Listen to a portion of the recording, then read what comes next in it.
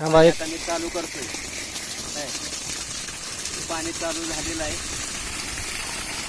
इकडे पाणी चालू केलेलं आहे. पाणी निघालं.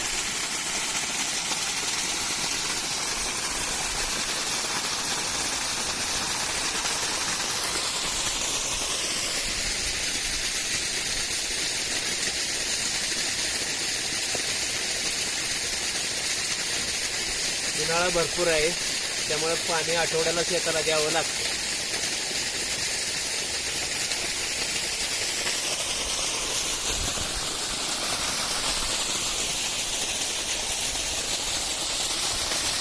आणि उन्हाळ्यामुळं ऊसाची वाढ जरा कमी होते त्यामुळे पाणी दर आठवड्याला द्यावं लागतंय.